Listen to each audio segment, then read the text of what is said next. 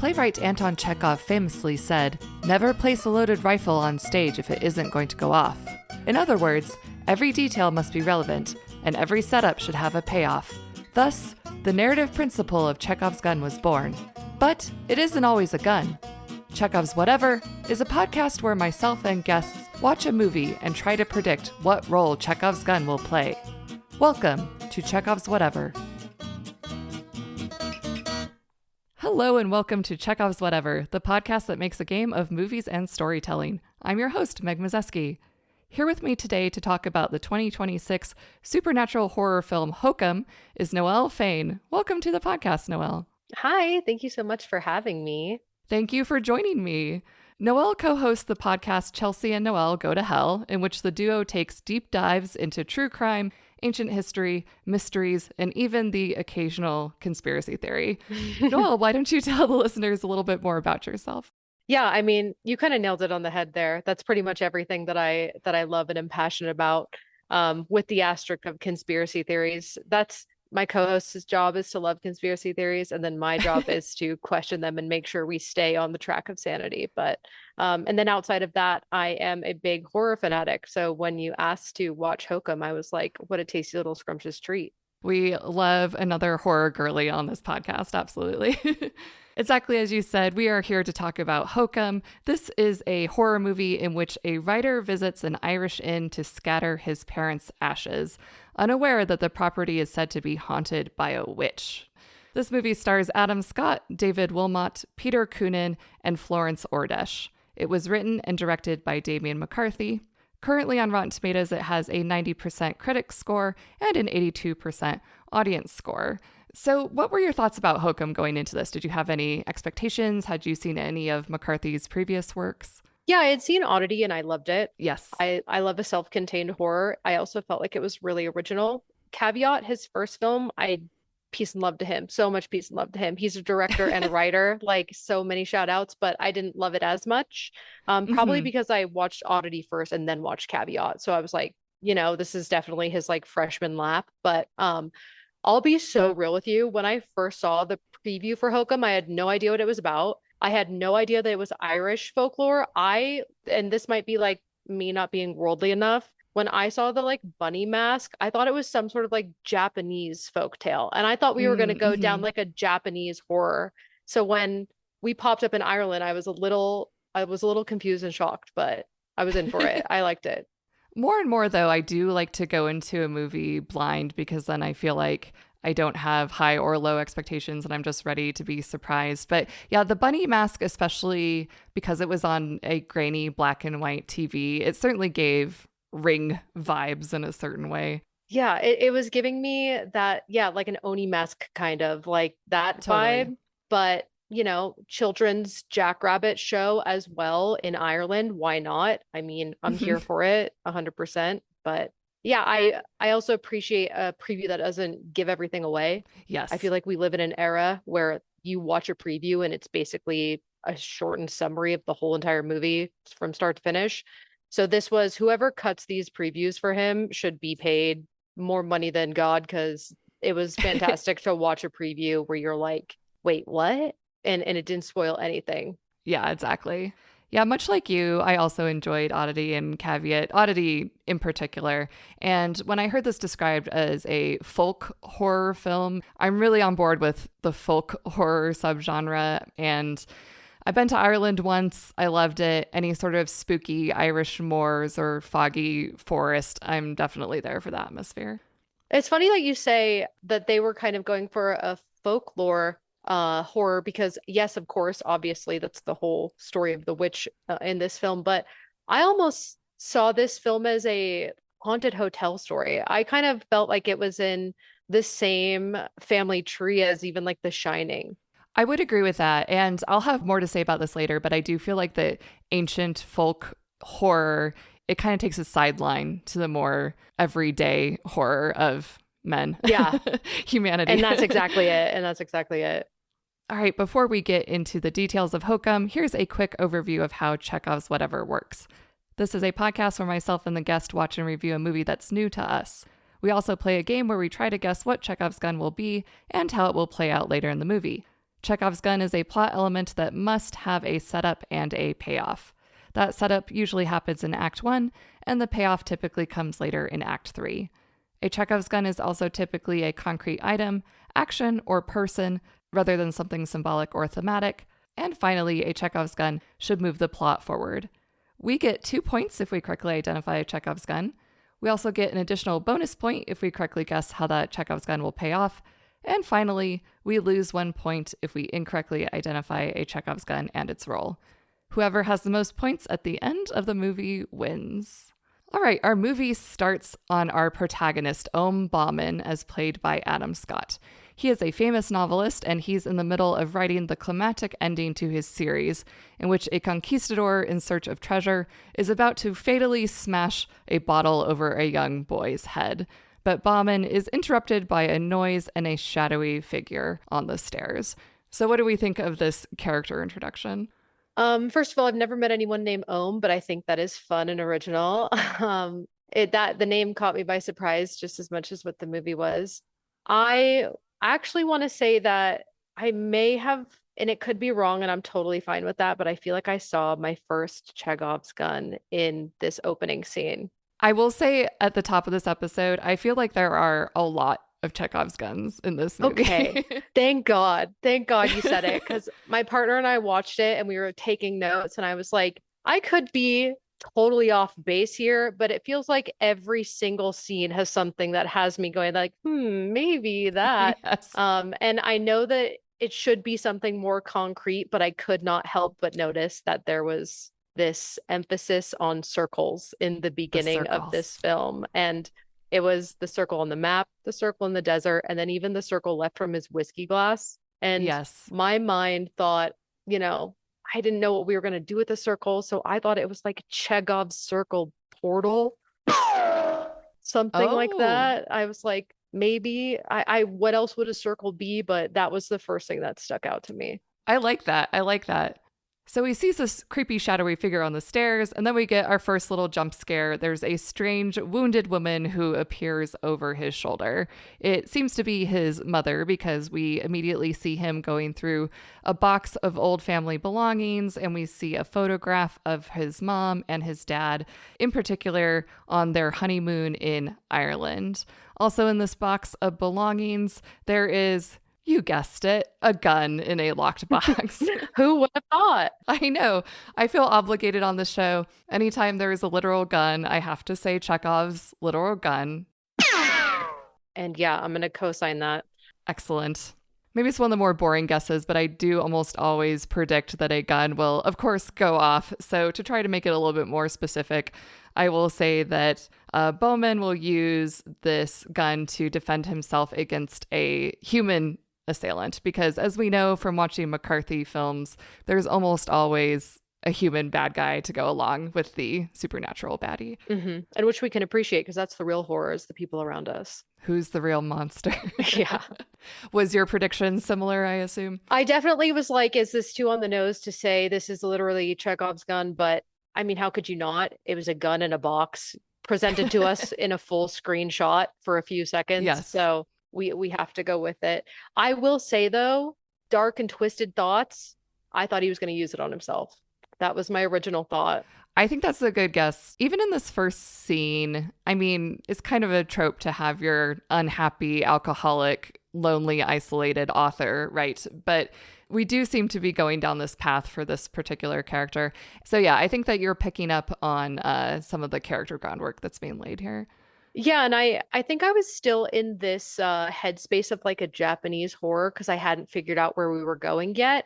And so I thought that there was something haunting him, and that haunting him was both the ghost like in the hallway above the stairs and the gun. So I thought it's going to pressure him to like do something to himself. Good guess. So inspired by the photos he's seen, Bauman makes his way to the Bilberry Woods Hotel in Ireland. There he meets the groundskeeper Fergal, who's just killed a goat with his crossbow. I have to say it, Chekhov's crossbow. And you're so right, because why else are we having an entire dialogue about killing goats on cars with the emphasis on on the crossbow. I was like, there's no reason for this other than we need to pay attention to this crossbow. Yes, the crossbow gets its little moment in the spotlight. Similar to my guess about the gun, not the most exciting prediction, but I think this crossbow is going to be used in defense in some way. Yeah, I thought this was going to be used on someone or maybe an animal in a sad way. I kind of thought that they were showing us that Ohm has more sympathy towards animals than people, and so maybe he would have to reluctantly use the bow against an animal, and that would be like a whole thing. So that was my original guess. I could totally see that happening as well. In the lobby of the hotel, the owner, Mr. Cobb, is scaring two little boys with the tale of a witch who shackles children in chains and drags them to the underworld. Pay attention, audience, because obviously this is going to come back later. I put in my notes foreshadowing much. Yeah, yeah. Mr. Cobb also comments on the sturdy old gated elevator. He says, "There's nothing getting through that. It's built to last." So this is my next guess, Chekhov's gated elevator. I will say you got me on that. I was too busy thinking about the creepy old man folklore storytelling to the children and creeping the children out that paying attention to the elevator door over my head. I was like, what's this throwaway line of dialogue for? They're really pointing out this elevator. My guess for how this will come back, this very sturdy elevator gate, apparently. I think Bowman will trap the witch behind the gate and set the hotel on fire, banishing her for good. She'll get trapped and sort of barbecued in the elevator. That was my guess. And you know what? That's a classic. You got to roast the witch. So gotta burn the witch. You have to. Exactly. So in this opening scene in the lobby, we get introduced to our cast of characters. In addition to Mr. Cobb, there is also Mal, who is the hotel clerk. And Bowman, I mean, he kind of sucks, right? He's this rude American, waltzes into this small town, criticizes everyone. Yeah, it is a little bit of a classic trope to make the Americans super unlikable when they're visiting a foreign country. But I did think it was fun to start this movie absolutely loathing him and hoping for the worst. When he gave everyone attitude and sass and was just being like downright mean for what I felt like was no reason, when everyone was just being so nice and welcoming in their cute little kind of creepy hotel, I was like, I honestly hope you get haunted. I hope you get haunted to death. I hope that witch eats you is like genuinely my thoughts and feelings. So I was wishing the worst for him when he met all of the staff of the hotel. It was pure evil. I do think it's a difficult ask of the audience to try to get you to sympathize with this guy when he is seemingly just a complete asshole for no reason. And similar to you, I was like, this guy is completely unlikable so far. So I was hopeful for maybe some sort of redemption arc, but at this point in the movie, I'm like, I really don't like this guy. I really don't care if the witch eats him. I often reference on this podcast a book about screenwriting. It's kind of the Bible of screenwriting, if you will, called Save the Cat. And the reason why it's called Save the Cat is that it posits this idea of screenwriting that your character needs to do something likable within the first few scenes to get you behind him and rooting for him. For example, like saving a cat from a dangerous situation. So of course it doesn't have to be literally rescuing a cat or a goat or what have you. But I was like, okay, this guy needs to have his save the cat moment for me to care at all what happens to him. And he does sort of reprimand the old man for trying to scare the children in the hotel lobby. And I'm like, is this his save the cat moment? He doesn't like to see kids getting spooked. I don't know. It didn't feel like enough for me. Even that was like him kind of being a wet blanket because like it was, yeah, right. Like you're some random kid, some creepy old man in a hotel is giving you random Irish folklore about a witch who they trapped. Like I'm into that. That's a life altering, life changing childhood moment that you're going to think about forever. That's awesome.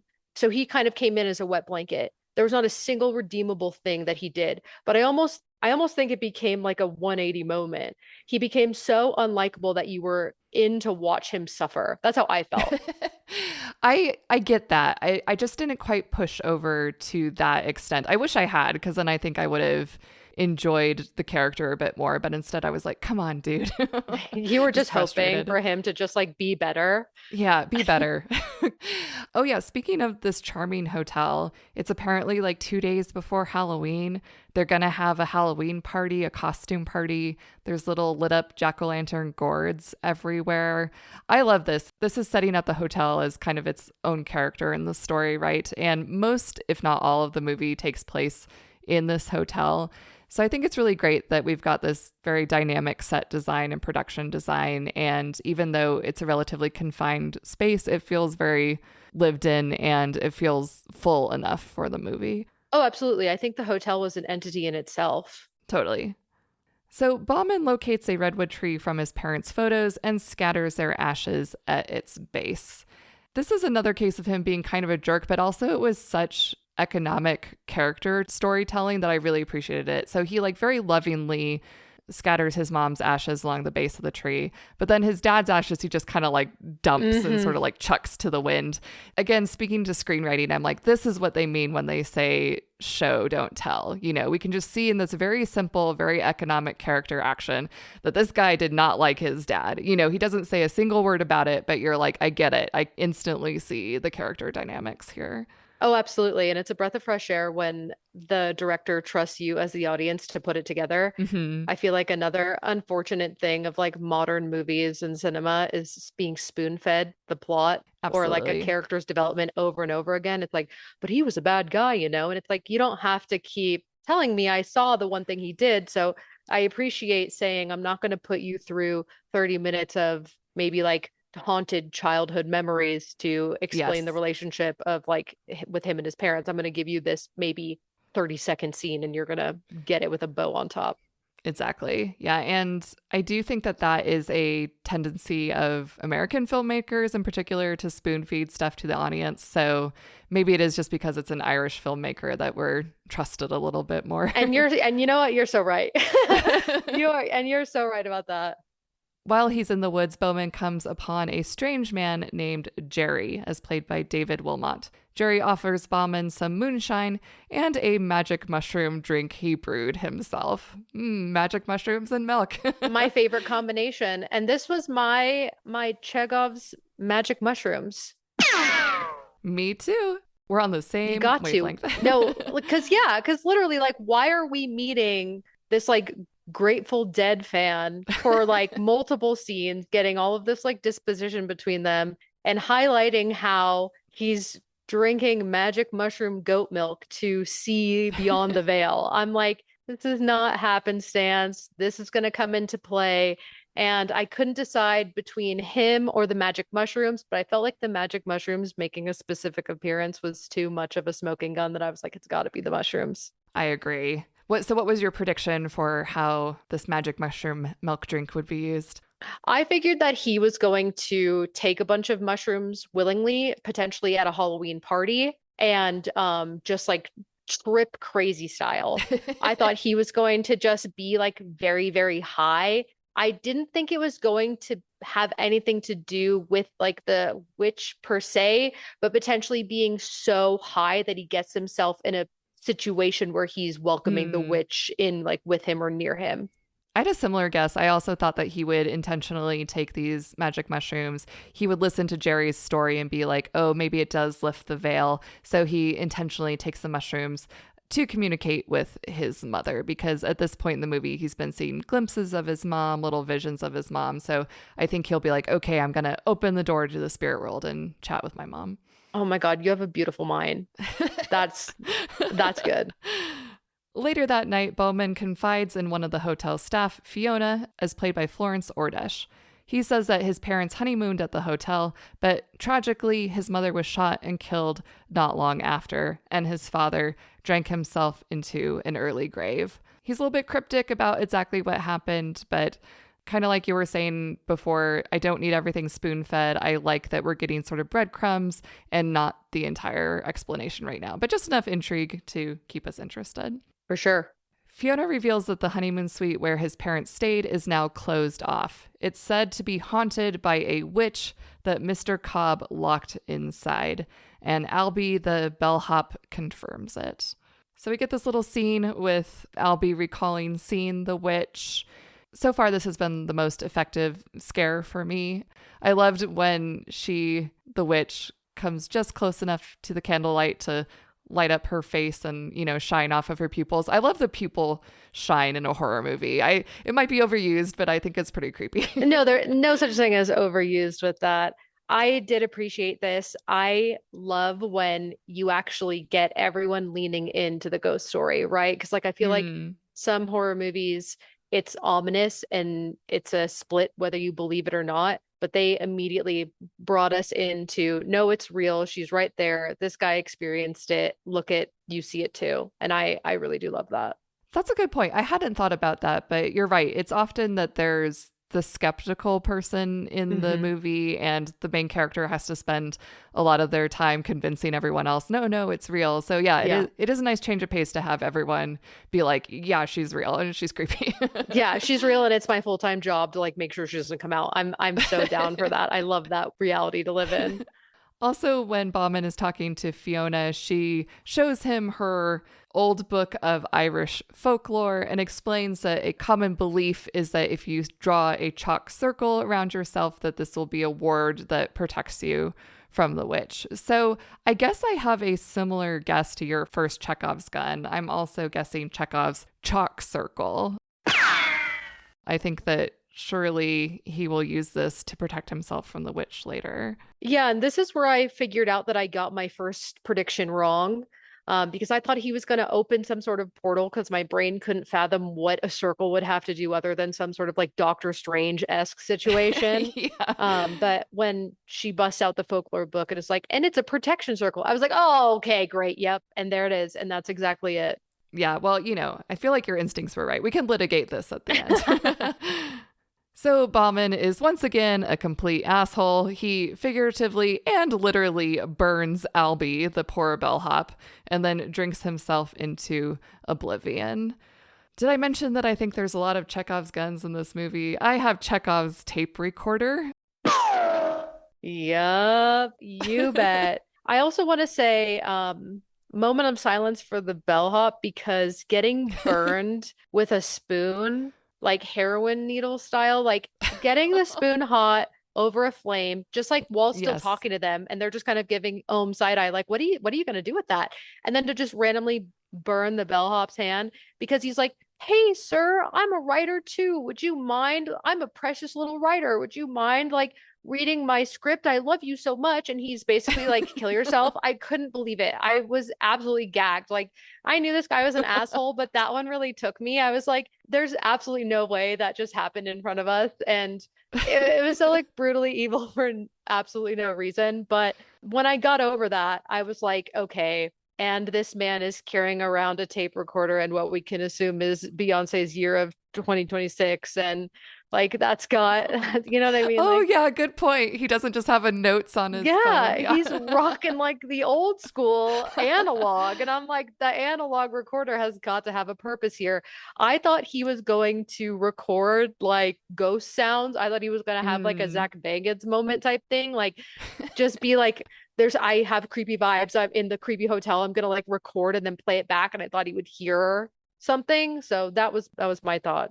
Your classic EVP, right? Mm-hmm. I love it.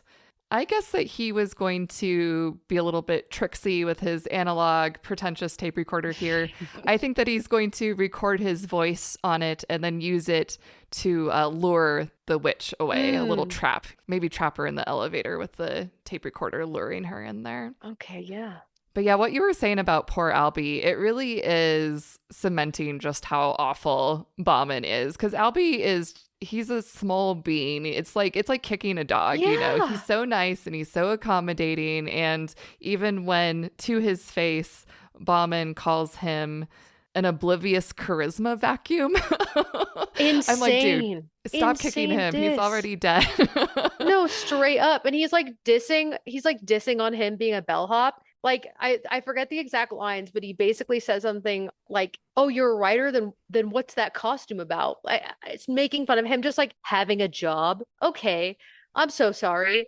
No reason for that. Right? Also, it's adorable that he's wearing an old school bellhop costume like he works at the haunted mansion. I think that's adorable and I think we should appreciate it and not shit on him for it. It was so mean for no reason.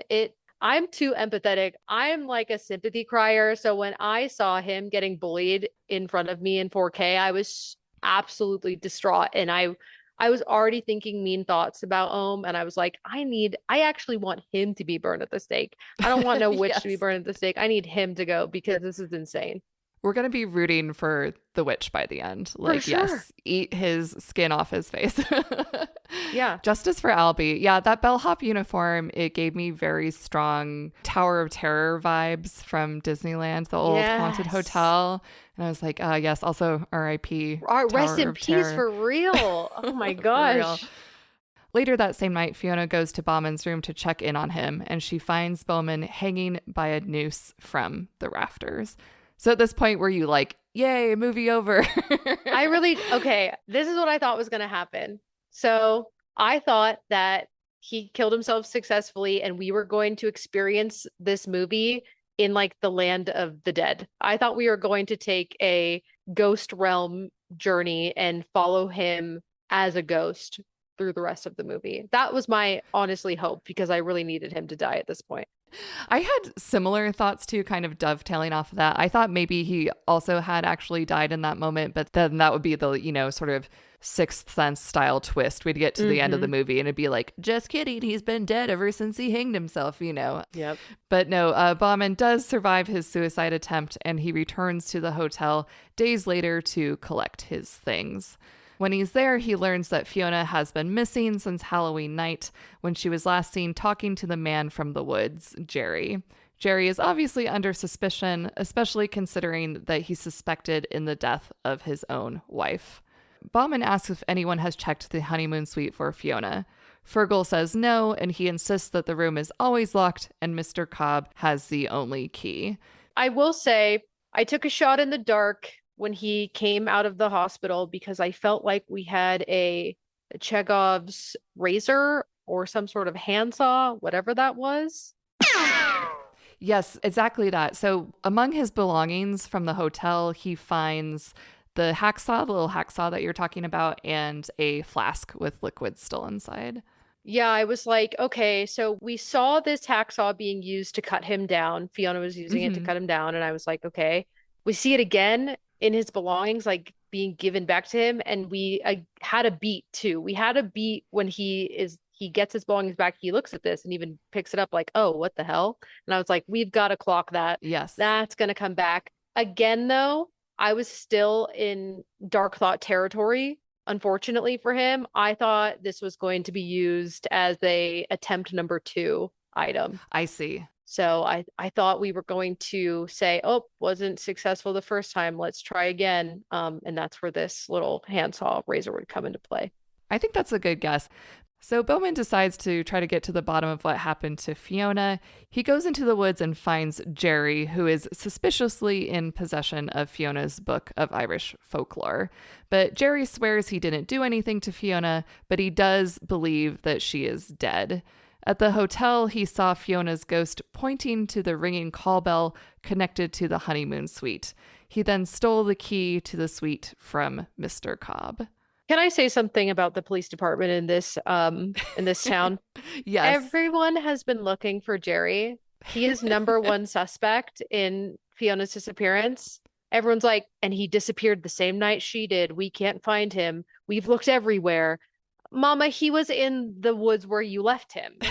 Like, you're telling me the unaware American found him immediately after driving there, maybe twice. He found him. He knew exactly where he'd be in the van off the side of the road. Yes. I was a little gagged by that. Obviously, we need to keep the story pushing, so he had to find him immediately. But I was also like, you're telling me the entire town thinks you're like this killer man and you can't be found, but you're just like no more than probably, I don't know, 100 feet in front of the hotel. Right. A little crazy to me. The police are apparently like, we've tried nothing and we're all out of ideas. Yeah. Also, they apparently strongly suspect him of killing his own wife, and then he immediately admits to Bauman, yes, I've killed my wife, but it was, it was a mercy killing. She was ill. So yeah, how bad are these police? Like, have they just never talked to him? They're like, we would bring him in and ask him questions about his wife's mysterious death, but we just haven't gotten around to it. We just can never find him. Like we drive past his van in the woods every day, but we just can't seem to find him. Yeah, the police force, it's a little interesting to see like American cop tropes, in Ireland too. They're like, and our police kind of just do nothing as well. They're like, we knew he killed his wife, but like, whatever. He's just a guy in the woods. It's fine. Crazy. Bauman is understandably skeptical of Jerry's story and blames it on the mushrooms. Jerry says, actually, yes, it's only because of the mushrooms that he was able to see Fiona's ghost. He says that the mushrooms open your mind to the supernatural. Foreshadowing. Oh, big time. Big time. Yeah, they were not subtle with that one, I will say. But I still wasn't catching on to what the mushroom. I still thought he was going to willingly take the mushrooms, honestly. Same here. Yep. Jerry asked Bowman to join him in investigating the hotel that night, and Bowman reluctantly agrees. I was also a little confused as to why he was so reluctant to help Jerry, because he thinks that Fiona is in the honeymoon suite. He thought that before he ever spoke to Jerry. Mm-hmm. He presumably went looking for Jerry to find information about Fiona. And then when Jerry agrees with him and has a plan of action that is what Bowman was planning to do anyway, and he's like, no, man, I don't know about that. And it's like, well, what are you even doing? Yeah, why did you show up? Maybe it dawned on him that he was like actually with a murderer. Maybe that was it. Maybe. He was like, I need to find him. Oh, I found him. Oh, he's got the key. He wants to go too. Oh, just kidding. He for sure killed his wife and told me about it. Like that was, I think, the only humanity I saw in Ohm at that point was maybe just having a little bit of a like, oh, maybe like I don't go with the potential wife killer, but also, why did you go out looking for him in the first place? But yes, he does agree, and they sneak into the hotel thinking it empty for the season. But Fergal intercepts Jerry and makes for the police station with him in tow. Bauman then uses Mr. Cobb's key to unlock the gated elevator. He takes a swig from his flask before unlocking the honeymoon suite. Some creepy little bonks and clonks happen, but beyond that, he doesn't find much. So he falls asleep on the bed, and we see what really happened with his mother. As a child, he accidentally shot her while playing with his dad's gun. So that's our trauma dump backstory. Yeah, and we got it, and I was not expecting that. I will say that when he was talking about how his mom died, and he says something along the lines of like, and the guy who did it or the kid who did it was too young to be charged or something, nowhere did I think it was him. Me either. I was a little gagged. I feel like it was a good reveal. Yeah, it was a soap opera reveal. I was way into it. I was like, oh my God. I grabbed my pearls big time when we figured that out. Obviously, this is a very traumatic backstory for him to have, but I don't think that alone is enough to make him sympathetic. It's like, yeah, obviously it's beyond words horrible that you accidentally killed your mother as a child. Of course, anyone would be messed up by that going forward. But also we're in a fictional world where I'm like, you need to give me something else to make me care about this guy, because I still don't. Yeah, I still don't. You've had decades to go to therapy. and that's the true horror of the story, I think, is men will do everything besides go to therapy. And that's really the main story of horror here. I will say I did feel bad for him. I was like, that's an intense reveal. Also, your chance to be just the nicest guy on earth, right? Mm-hmm. To like right that wrong, but instead you're burning bellhops. Insane choice there. But I guess we're still trying to find reasons to redeem him, and that wasn't fully one of them either for me. Hurt people, I guess. Unfortunately. Bauman is awoken by Mal, who insists that he leave the hotel right away. But Bauman notices a mysterious dumbwaiter shaft that leads from the honeymoon suite down to the basement. He presses the button to call the dumbwaiter, and it arrives carrying Fiona's dead body dressed in a rabbit costume. Looking real creepy.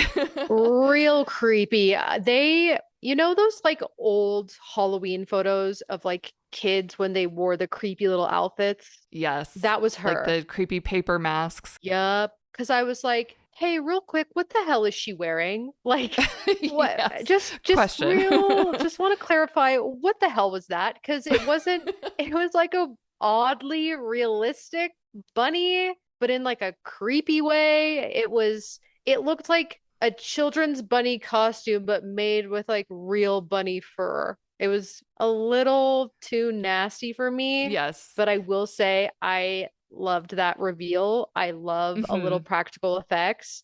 I love getting the full shock of it and having to sit with it for a while, right? It's Yes. one thing to pan over and get a quick little shot, but to we panned over her like a full up down, saw the veins in her eyes, and I thought that was a very fun moment to sit in, and I think it added to the atmospheric tension that was starting to build in that freaky little honeymoon room.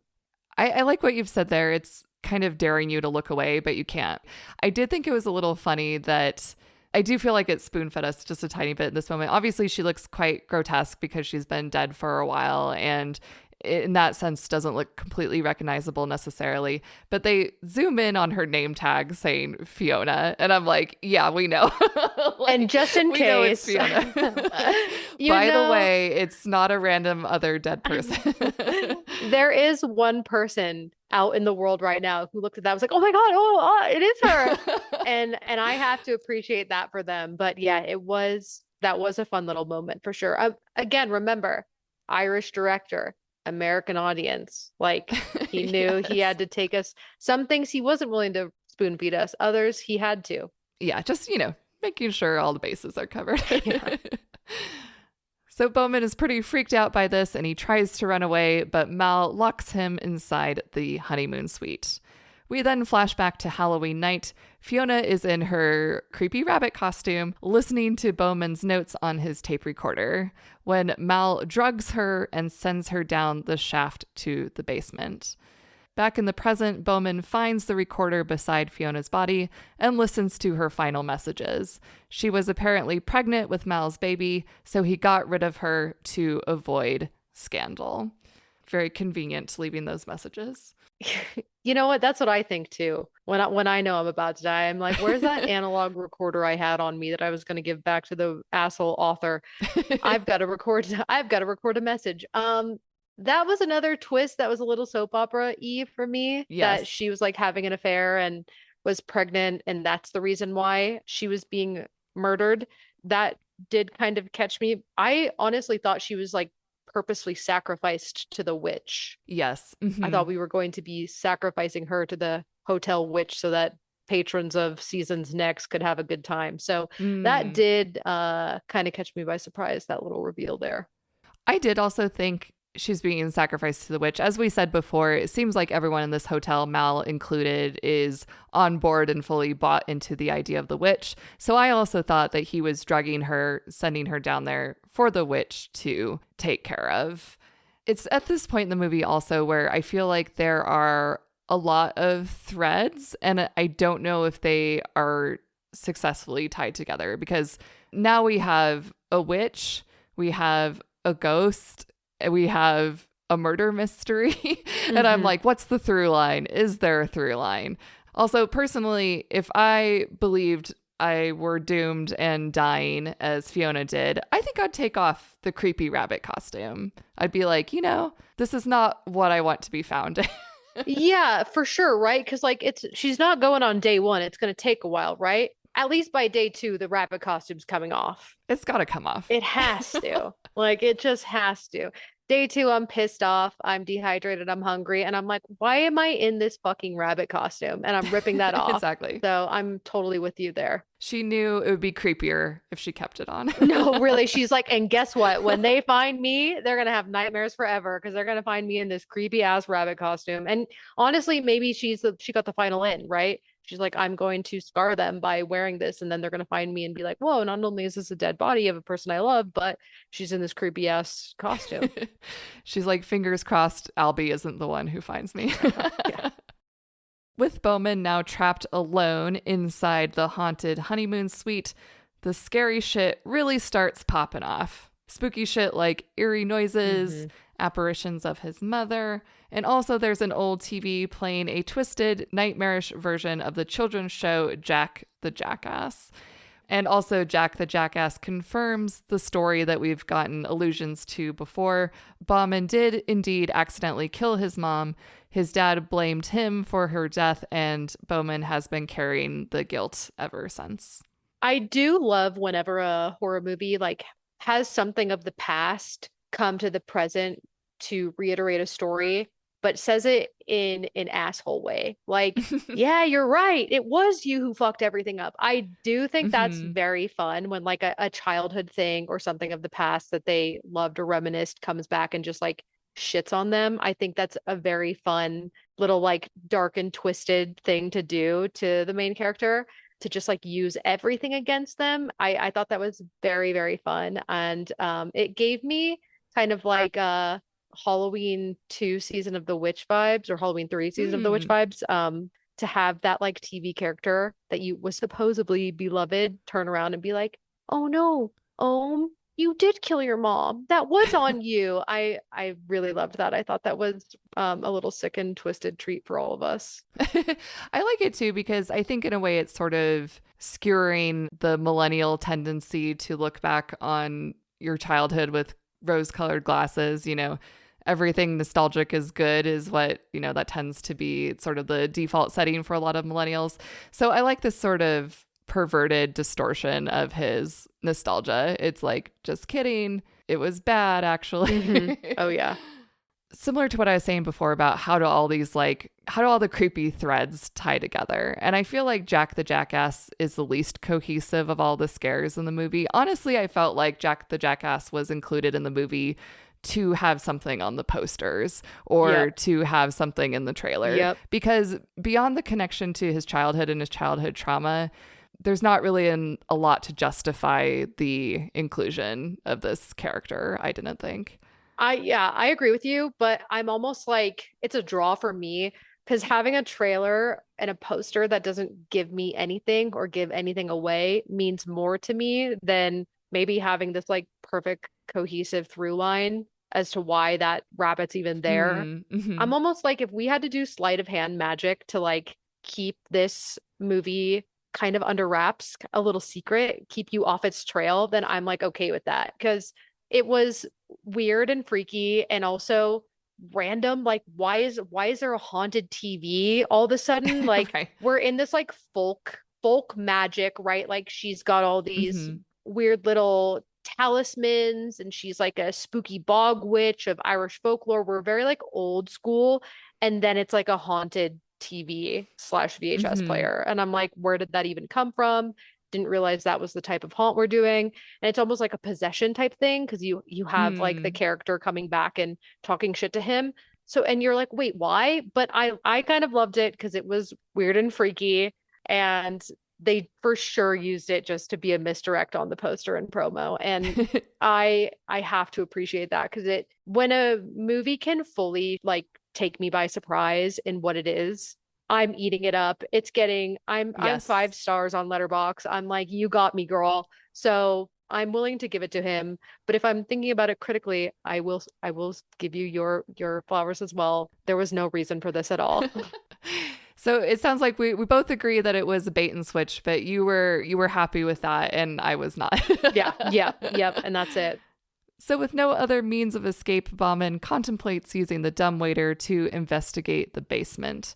But before he does, Fiona's voice mysteriously emanates from the tape recorder once more, warning him that the call button at basement level is broken. He removes Fiona's body from the dumbwaiter and rigs an automaton clock to press the button and bring him back up when the clock chimes.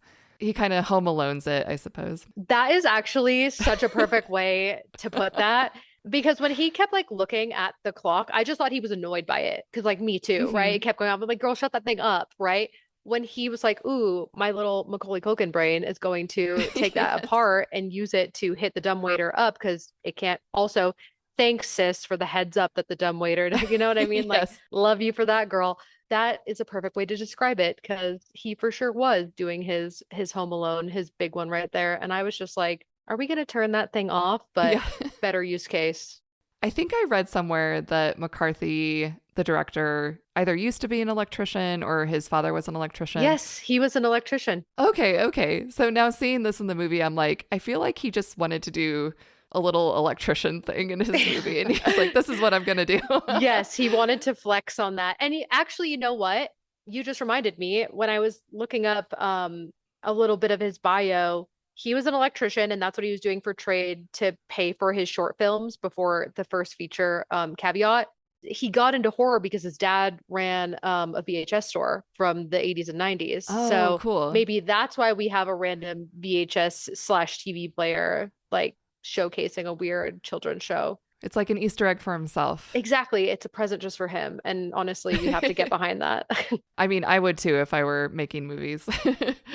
In the basement, Bowman finds a piece of chalk, which he puts in his pocket. He then flees into the dumbwaiter when he hears an eerie wailing and the sound of chains being dragged across the floor. The witch is chasing him, but just in time, the clock chimes and presses the button for the dumbwaiter, pulling Bowman to safety. As soon as I saw the conceit of how the dumbwaiter was rigged up, like, oh, it'll only pull him back up when the clock chimes, you knew there was going to be a nail biting moment where he's going to be like, come on, pull me up, you know? So even though this scene was like very telegraphed, even though I was expecting this sort of chase scene where it's like down to the wire, whether he escapes or not, I think it was executed really well. And I thought that it was very suspenseful. So I enjoyed it. I liked this scene a lot.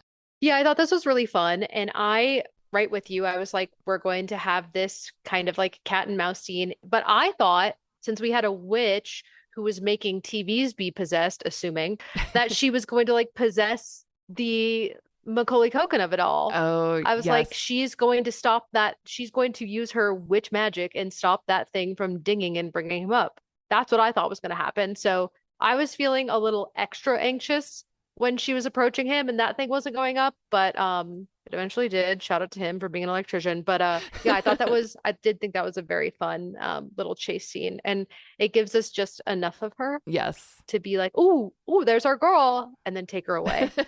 Yeah, just a little glimpse. The witch creepily scales the vertical shaft, but Bowman is able to draw a chalk circle around the bed and himself, keeping the witch at bay. And I was like, dude, just draw the chalk circle around yourself. You don't have time to include the bed. I mean, might as well try to include the toilet while you're at it. No, seriously, just do that whole side of the room. It's this like nail biting back and forth, like panning to her, panning to him, panning to her, and then he's still just trying to do a whole circle around the bed. I was also gagged. I was like, girl, what are we doing? Just get off the damn bed. Get off the bed. Like, what? But I mean, also, sure, it did have kind of the like princess curtains, the princess privacy curtain. Yes, it was like, I understand why we needed this sort of gauzy, crepey curtain for the witch to hide behind so that we just still get a little glimpse of her, you know. So I understand the reason in the filmmaking, but yeah, it's like, dude, don't worry about the bed.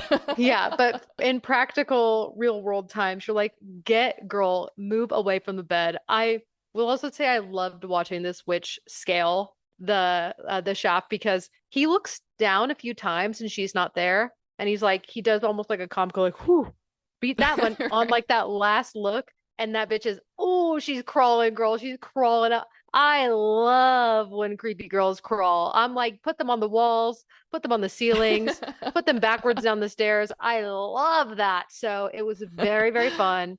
They also had her going at a reasonable pace, which is also very fun. I mean, sure, like having her speed up would be a little scarier, but I love the fact that she's like, no, I'll get you, girl, and I'm gonna go at a very reasonable pace, and I'll get you when I get you. I thought that was a fun little time. I absolutely loved watching her crawl up there.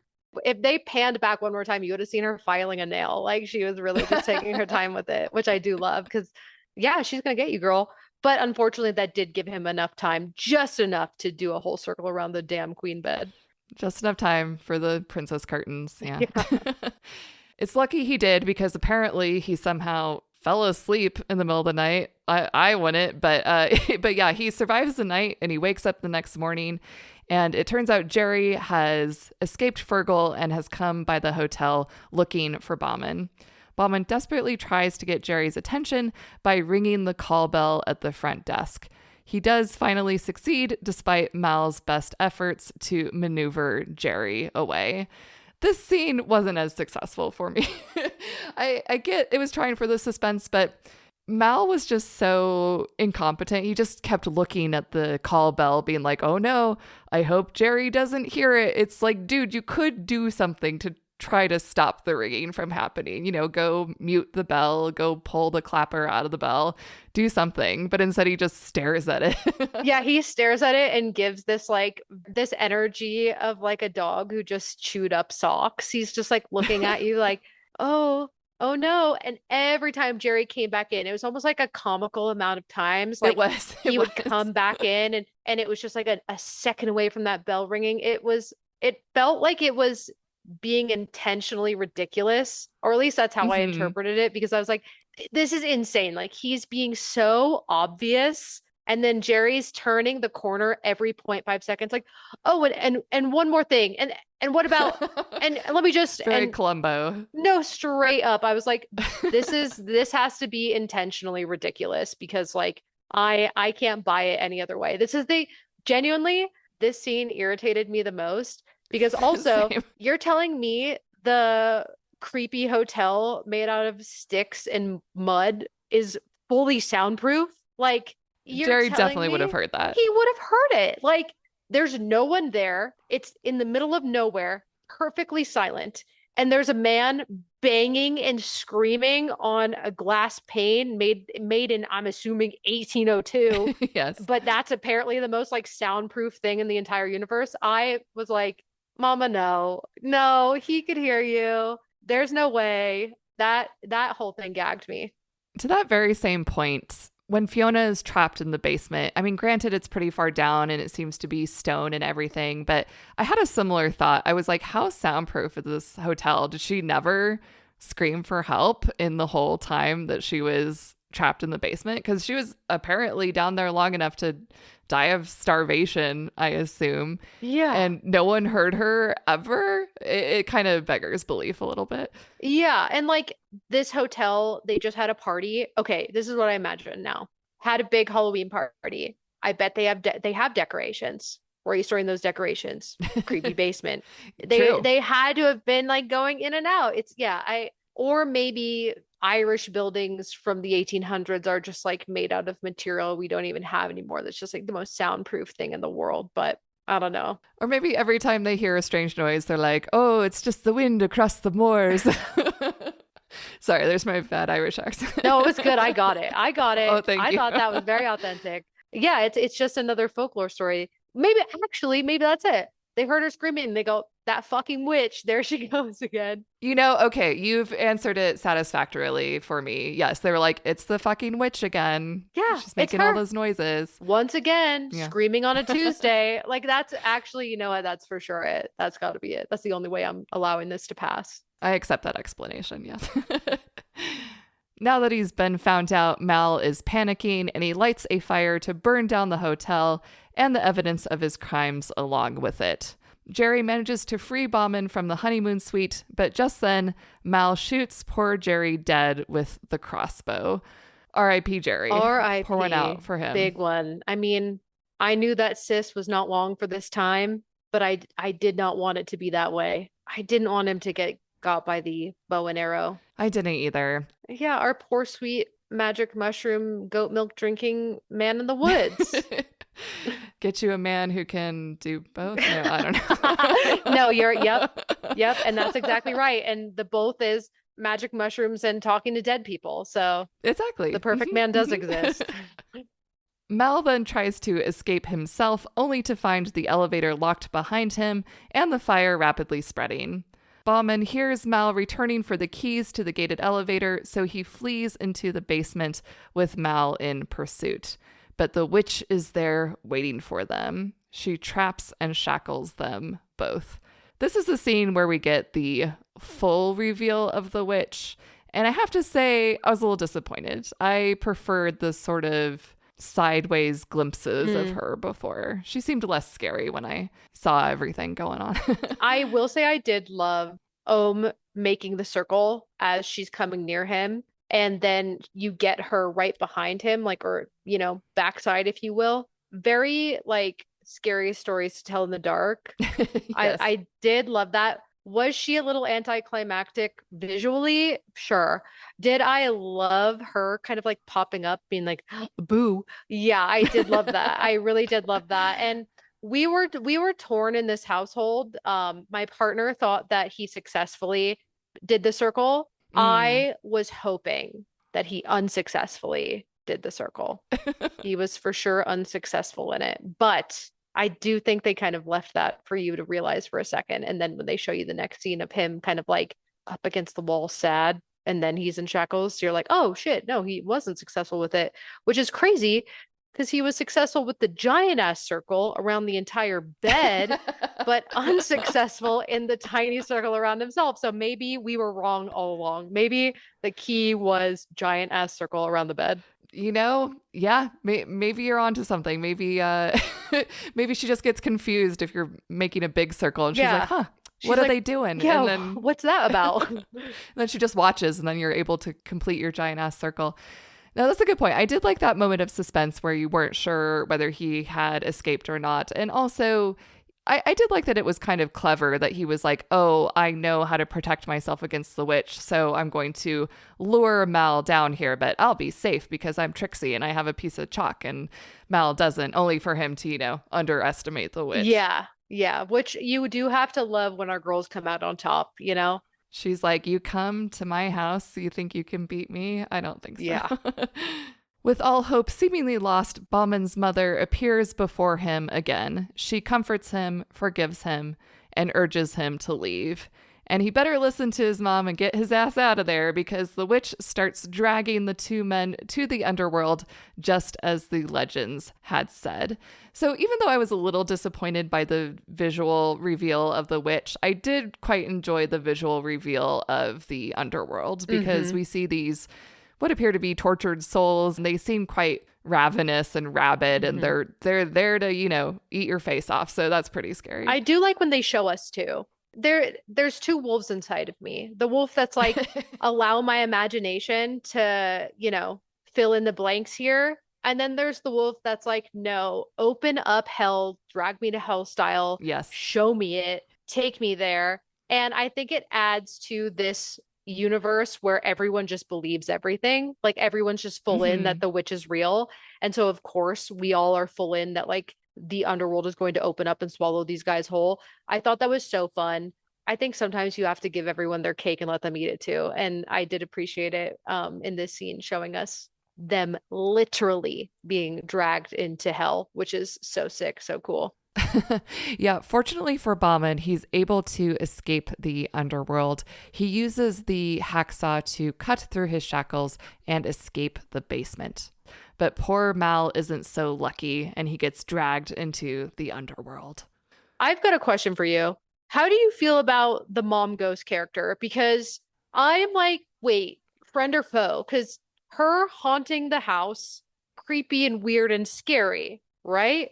Yes. And then she also kind of is like the reason why he wakes up in the hospital, right? Like there's like a hand that touches him and then that's what wakes him up. We find out he was like kind of, I don't know, in a coma, if you will, recovering, but it was kind of her ghost waking him up. And then it's her ghost at the end being like, I forgive you, forgive yourself. Also get the fuck out of here. Like I was like, wait, why was she being creepy and scary in the beginning and now she's, like his little guardian angel? I thought that was, I didn't know how to feel about it. I had a similar question in that I was wondering why now? Why did this resolution with his mom happen now? And I guess the obvious and easy answer would be, well, he went to Ireland and that's why all this is coming to a head at this moment. But his mom's been dead for a very long time, ever since he was a child, decades, He did have visions of her before he ever went to Ireland. So it did make me question similarly, why is the mother's spirit specifically acting in this way right now? Like, what is the instigating moment behind it? And I guess it's the hotel. I don't know. Maybe she wasn't able to speak to him until she was at the hotel. Again, like the lore behind paranormal stuff gets a little muddied. It's like, why is a ghost said to like haunt a place, you know? And it's like, well, the mom didn't die there, so that's like a point, subtracting a point for why she would haunt there. And they did say a couple times that she really loved this hotel and she loved the honeymoon suite, and it was one of the, you know, last times his parents were happy. But again, that's kind of like, I don't know. I feel like that's a tenuous connection for why the mom would be so connected to this hotel. And that really just goes back to my previous complaint about how I feel like the different supernatural storylines aren't totally cohesive for me. Yeah, I think that the haunted mom is the one that's the loosest for me, because even when I try to like make it fit, like, okay, maybe he had to have a moment of redemption, right? And like that's how he can forgive himself for the mom situation. I still don't think he's redeemed himself in any way. Like, I completely agree. I actually have in my notes, what did he do to redeem himself? And I think the answer is literally nothing. nothing. Like, he doesn't save anyone. He doesn't sacrifice anything of himself.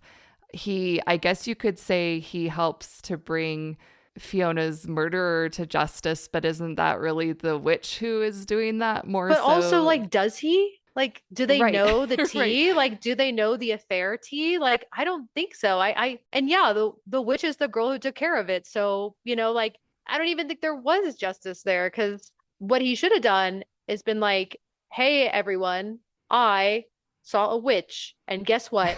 He was having an affair with her and she was pregnant, and then he killed her. Like, the witch would be like 0.2 seconds of my story, and then I would be on national news talking about this man. So Bauman, unfortunately, I guess, is able to escape from the basement. And just when it seems like he is out of the woods, he succumbs to smoke inhalation and collapses in the hotel lobby. But Fergal returns and rescues him. Recovering in the hospital, Bowman is visited by the bellhop, Albie. Albie is there to apologize. He confesses that he vengefully spiked Bowman's flask with Jerry's magic mushroom powder. So I guess this is our big reveal. This is how the magic mushrooms finally came in. Yep. And I was a little shocked again. And this is what I mean. There's so many. Sure, I have some gripes. What's the deal with the mom? But I do love the mushrooms coming into play here and being like, hey, you were tripping the whole time on accident. Sorry, you deserved it. You're an Yes. asshole. And you know what? This is fun, right? Because you see literal hell open up, but then you're given the choice. Was this a mushroom trip or was this real? And I think that is a very fun way to like end the story. It's you've been handed all of these things, but now it's up to you to decide like which version of reality you want to choose here. I agree. I think it's the perfect amount of ambiguous because he's taking these magic mushrooms, and if Jerry's outlook is to be believed, Jerry is like, yes, these magic mushrooms do allow you to see things. These things are real. They're not a hallucination brought on by the magic mushrooms, but it is the magic mushrooms that opens your mind and lifts the veil and makes you receptive to seeing these supernatural things that are real. So there is that interpretation. And then there's also the other interpretation where it's like, no, he was just tripping balls and none of this really happened. And actually, at the end of the day, I don't think it is terribly ambiguous because we see him looking down at his wrists and he has these shackle marks on his wrists. So it's like, well, so there's obvious physical proof then that this did really happen. So I think we should assume as the audience that yes, there was a witch, and yes, there was an underworld, and yes, he did speak to his dead mom and finally got closure. So it could have felt like a cheap ending, but I liked it. I feel like it nailed the landing. And I was a little bit surprised because, you know, this whole movie, I was like, where are the magic mushrooms? When are they going to come back? When are they going to come back? And literally right before this hospital scene, I was sitting there thinking to myself, and I was like, I guess the magic mushrooms weren't anything after all. Yeah. And then in the very last scene, I was like, yes, I knew it.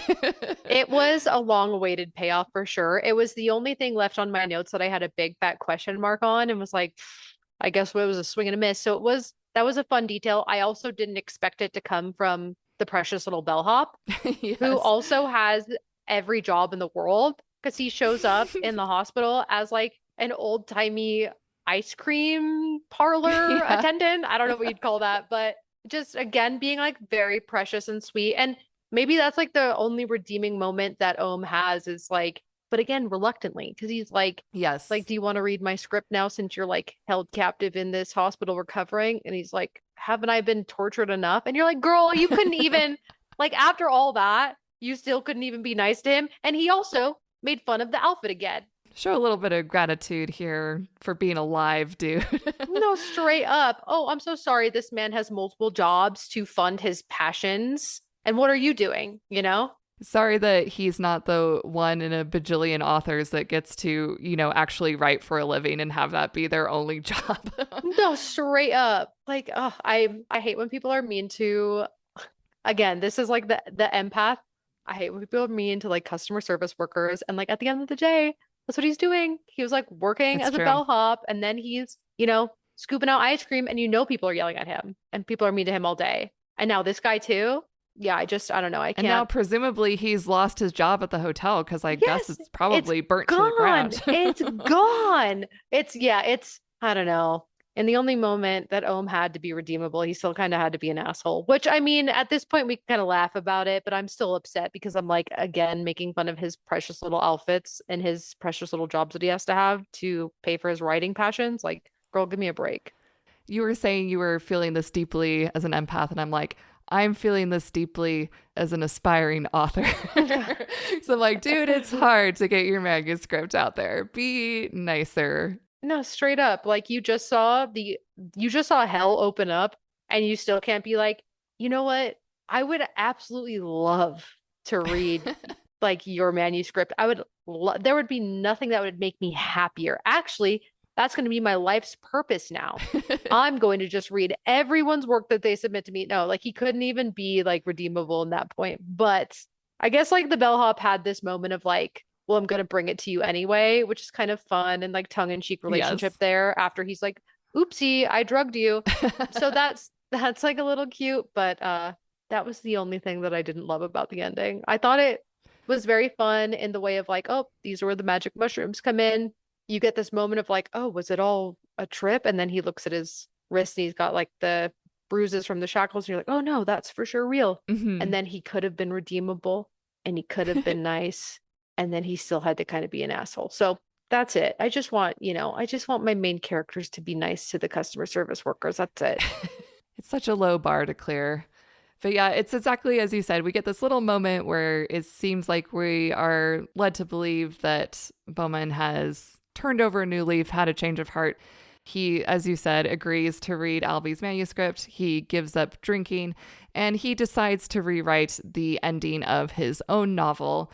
So, in Bowman's novel, instead of killing the boy, the conquistador gives up his search for the treasure and the two of them embrace. So that's the end, and it's not another bleak ending after all. So maybe the real treasure was the witch we met along the And way. you bet it was. You bet it was. Yeah, so that is the end of Hokum. What were your general thoughts? Did you like this movie? Did you love this movie? I did love this movie. I genuinely loved this movie. I thought it gave me the things that I crave, which is purposeful misdirection, practical effects, a Mm. man who really could like be a better person if he just like was kind but won't. A creepy Halloween costume. It was just I loved all of these little tidbits of it. I felt like it was a really original story. I felt like we haven't had a haunted hotel, if you will, in a while. Hmm. And I think it's really fun to play on that. I also love a universe where we fully dive in and everyone believes in the supernatural. I think that is a very cool place to be. And I think that everyone acted their asses off. I I thought this was agree. such a fun cast. I thought that it was fresh faces besides Adam Scott, but love, love, love, love. It was such a fun movie that I feel like peace and love to all of our American writers and directors. We wouldn't necessarily get if it was written by like a US writer or US director. I feel like there are some stories that have to come from other places in the world. Obviously, we can't Hmm. just be like US centric, but I feel like a lot of horror is. I feel like a lot of horror genres come from the US, probably because we have like a crazy serial killer problem, but like I love when we get to enjoy these influences of other cultures coming in. And I think a story about Irish folklore and just fully believing in it and fully believing that like witches can haunt you and you like can actually capture them. I think that's so fun. And it was a fun universe to be engulfed in. I do like McCarthy's universe that he's built here. I did definitely like this movie. I don't know if I'd say that I loved it quite as much as you did, but I did really like it. It was a good time at the movies. To your point about how just having the filmmaker be from a different country lends it a different flavor, I couldn't agree more with that. And especially this being McCarthy's third film, you do start to see a sort of through line with his themes and his imagery. And, you know, he can't be this like monolithic representation of like all Irish horror, but seeing as I haven't seen a lot of other Irish horror, I'm just going to assume that this is maybe representative of some of the more cultural touch points for Irish filmmaking, or maybe it is all entirely his own style. But whatever the case may be, I really enjoy it. It's maybe not breaking any new ground as far as your basic horror plot lines go. You know, like you said, haunted hotel, witches. This isn't anything like totally new, but I'm okay with that. And also it seems very of a piece even with his own work, his own previous films of Oddity and Caveat. Every single one of these films has this sort of teasing sideways glance at this kind of ancient evil or ancient power that's sort of actually on the sidelines of the movie. And then the real focus of the movie is, as I said before, like the human monsters, the human foibles, and bringing these human evildoers to justice, often with the help of the supernatural entity. So I think that this has literally happened in all three movies. So it's kind of predictable in that sense, but also I don't really mind because it does feel fresh enough and new enough and different enough from American horror movies. So yeah, I liked it too. And as you said, everyone is definitely acting their ass off. No one is phoning this in. I'm reminded of why Adam Scott was typecast in a lot of jerk roles. You know, it's like, he plays a pretentious jerk really well. Yeah, he's got the darkness in him. I think we see it a little bit in Severance, and we see it a lot in Hokum. I'm like, wow, he can really be a giant piece of shit. That's honestly incredible because it is fun to like in your brain remember him from being silly, goofy, adorable, Parks and Rec. Maybe even him as a person, like geeking out over Star Wars when he met like Mark Hamill on Late Night, right, shaking and crying, and you're like, aw, cute. Yes. And then he's just like the nastiest, like dog shit on the bottom of your shoe character in this movie. I love range like that. You always see it with like comedy actors or people who can do comedy. That's true. They can really put it on. But there are some directors that create their own universes and stick in it. Like Wes Anderson, obviously, like has that. But I still love it. I still love being taken into their worlds. And I am starting to love it here as well.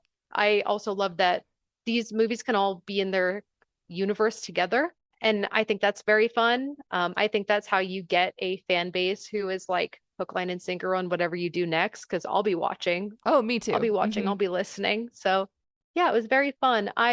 Watching this movie had me craving like pumpkin spice in the 95-degree weather. Totally. I was very much like ready for Halloween in July watching this. So, but I'm also getting very sick and tired of the like cheap jump scare summerween hits, like the Conjuring type beats. Like I'm so over it. So to get something that was like original in its storytelling in a way, I was like, oh, I love this. We're so back. Horror's so back. And I think if horror is to be a reflection of what society's fears are in this current moment, I think this is a really fun one that's like, you can literally be getting haunted by a witch, but it's like your inability to forgive yourself that's going to be like the true horror that's haunting you. I think that is such a fun story to tell. I agree. I think that horror often has this underpinning of trauma. And I would say that's true almost as long as horror has been a genre, but it's only really been recently that audiences and critics label it as trauma with a capital T. And it does seem to be like the theme, especially of a lot of horror movies that are coming out in the last couple of years. But that being said, I think that not only does Hokum sort of meet the moment of like naming trauma and talking about it, but it also pushes against it by just having a happy ending. You know, I could have totally seen this movie having a very bleak ending, as they say, as the dialogue says itself in the movie, you know, here's to another bleak ending. And I'm like, okay, so I would not be surprised at all if this ended with Bauman dying and the hotel going up in flames around him. So it was also a nice surprise that, all things being said, it had a happy ending. Yeah, I'd say. I mean, you know, he wasn't the most redeemable character, but he was a little bit. He did get nicer a little bit. So we can appreciate that. Yeah, totally. Yes. And as you said, I am totally on board to see whatever McCarthy does next. Yeah, big fan. All right, so that's going to do it for our discussion of Hokum. Now it's time to move into the game and find out who won. All right, our first guess was yours. You had Chekhov's circles. As we said earlier, this seemed sort of symbolic at first, and you guessed that this was perhaps going to open up a portal into the sort of witchy world. Yep. Turns out this more tied in with the protective chalk circle later. Yep. Yeah. And that's on me for not knowing folklore. So, But I think the important point here was that you homed in on the circle being important. And even though you didn't precisely predict how the circles would come back, I think that this ties in with the chalk circle. So we're going to award partial points for that. hell yeah. Thank you. Oh, you're welcome. We had the same guess. We guessed Chekhov's literal gun. And I gotta say, McCarthy, you sly dog, you got us on this one. A bait and switch. The gun, in fact, did not go off. He tricked us. Yeah. We're going to subtract points for that one. We also both guessed Chekhov's crossbow because, of course, the crossbow does make a reappearance later. It does have a payoff. It kills poor Jerry, murks poor Jerry right in the head. No, R.I.P. Yeah, R.I.P. So we did not guess the exact payoff, so no bonus points, but we do get partial points for that. My next guess was Chekhov's gated elevator. That very strong elevator sure does trap everyone in that hotel and is pretty important to how the rest of the plot plays out. So I'm going to award myself points for that one. We also guessed we're on the same wavelength. We both guessed magic mushrooms, Chekhov's magic mushrooms. They got us right until the very end. They were like, it was the magic mushrooms. It was the magic mushrooms all along. Yeah. I mean, thank God, because if I took an L on those mushrooms after taking an L on the gun, I would be like, I really just have no idea what's going on anymore. So shout out to the last minute. There's nothing like it. Similar to your first guess, I guessed Chekhov's chalk circle. If anything, I feel like you deserve the kudos more because you had a way less information to go on. And I feel like by the time I was guessing chalk circle, it was pretty obvious that this was going to be used later, that this is going to have a payoff later. I mean, don't give me too much credit. I feel like maybe you were just like getting cozy on the couch watching it, but I was like, we just saw 3 circles in like 0.5 seconds. We have got to be paying attention to these circles. So don't give me too much credit, but I do appreciate it. But I'm also not too good to not give myself points. So I am also going to award myself partial points for that one. Yeah. We both guessed Chekhov's tape recorder. Once again, we didn't precisely predict the payoff. There were no EVPs. There was no luring the witch into the elevator, but close enough. So partial points for that one as well. And finally, you guessed Chekhov's hacksaw, which Bowman did indeed use to free himself from the shackles and escape just in the nick of time. So points for that one as well. And you love to see it, honestly. Thank God that had a reason for being there. Yes. So I also mentioned earlier in this episode that I felt like there were just so many Chekhov's guns in this movie. In addition to all the ones we've already mentioned, I do feel like there were 3 that we personally didn't clock, but that I would definitely categorize as Chekhov's guns. So there is Chekhov's flask. We see him drinking from this mushroom spiked flask many times throughout the movie. So maybe it's actually like of a piece with the magic mushrooms. I guess you could maybe consider that one Chekhov's gun. Yeah, but that's also on us for not being like, oh, the flask. It's so I mean, at least I speak for myself when I say it's so normalized to have like a friend in the group who's always hiding a flask. You're like, that's just a guy. That's just a guy in this economy. True. And then, once again, I think the movie did a good job of pulling the wool over our eyes because he's established that he's a drinker, he's an alcoholic. So there's no reason for us as the audience to question, like, oh, wait a second, why has he got that flask in every scene? You know, it's very textual. It's like, of course he has a flask. So it's a good way for introducing that idea and having it pay off without us being the wiser. Yeah. There's also Chekhov's call bell. So Jerry says that he saw Fiona's ghost pointing to the call bell that's connected to the honeymoon suite. And of course, Bauman remembers this later and uses the call bell to eventually get Jerry's attention in that sort of silly scene. Yeah. I mean, she gave it to us and we weren't paying attention. She was literally pointing up in a creepy way also. Who points like that by like grabbing their Very wrists and then creepy. pointing up like a human Yes. Ouija board. It was a little interesting, but we missed that and that's on us. We should be, you know what? We should be listening to women and we didn't. Good point. Good point. And speaking of not clocking things, we also didn't clock the literal clock, which was first shown in the honeymoon suite and helps him to Kevin McAllister, the dumbwaiter. Yep. So yeah, good job, movie. You were absolutely lousy with Chekhov's guns. And I appreciate that. Show us that you got your film degree. Show us that you studied. I think that's fun. And I actually think that it was totally intentional and purposeful to put a literal gun in there and then not use it. Yeah, I absolutely agree. He knew what he was doing. He subverted the trope. He got us. And I love that. Shout out. I need to get got more. So appreciate you. All right, if you'll give me just a moment to tally the points. Beep, boop, beep. Okay, this is very exciting. We have ourselves a tie. We both have a grand total of 9 points. Yes. So in the case of a tie, I always give the win to the guest. So congratulations, Noelle. You are our winner. Thank you so much. I would like to share this tie with you, though, because Oh, thank you. it's fully deserved. I mean, we got gagged along the way, but we figured it out in the end, and that's all that matters. Should we also share the win with the witch? Oh, absolutely. I think if there's one winner who comes out above all, it's the witch. She comes out looking the best. Yeah, I'm pretty sure she's free. Maybe, or maybe she did get trapped and burned up. I'd like to think that she got free when the hotel burned down. So shout out to the witch. It's always a queen who has to come through and make somebody shape up. If it wasn't for her, Ohm would still be an asshole. So She's the real hero of this movie, is what we've learned. yep.